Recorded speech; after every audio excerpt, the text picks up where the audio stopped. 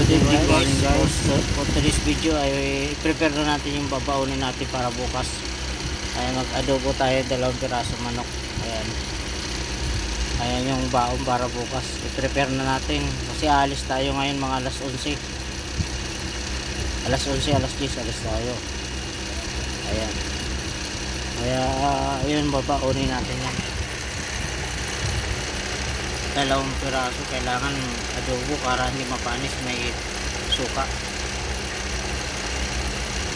Ayan guys, mahal na manok guys, 82 yung 2 piraso lang. Mali yata yung pindot nila, bakit ganun 82, 2 piraso lang. Ayan.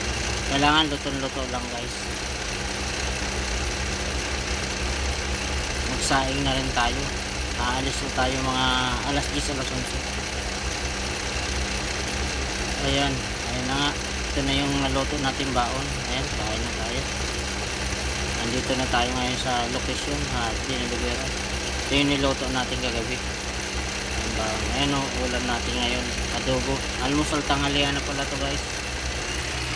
Siyempre kasama na lagi ang almusal tanghalian. Dumating tayo dito, medyo late tayo dahil nasiraan tayo. Kain po tayo mga lods.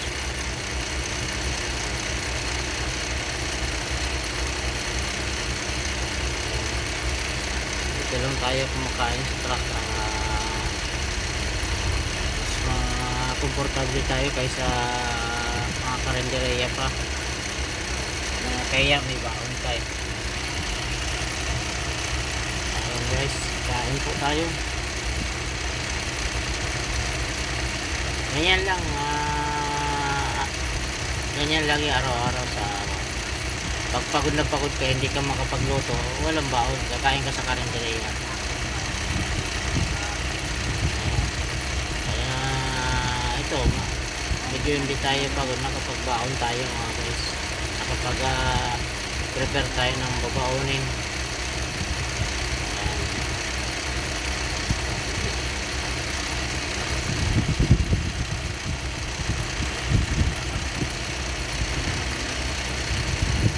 Dito pala tayo ngayon sa Pasig mga guys. Dito ang deliver natin.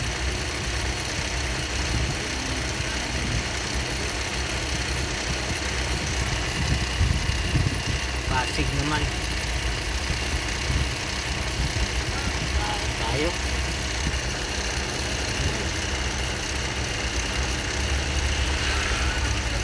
Sa araw-araw ng ginawa ng Diyos, ganito lagi tayo. Pag ganito ay buhay trucking. Kaya kailangan na natin magnegosyo. Nakakamiss na rin ang negosyo. Kailangan na natin magtinda.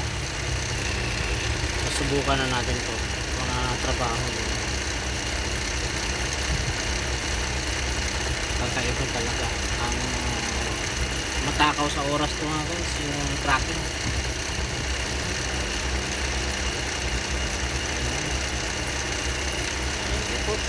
Sa inyong mga followers natin at subscribers, thank you sa solid followers at mga nanonood lagi ng ating videos. God bless sa inyo lahat. Hanggang sa muli mga lods, thank you po.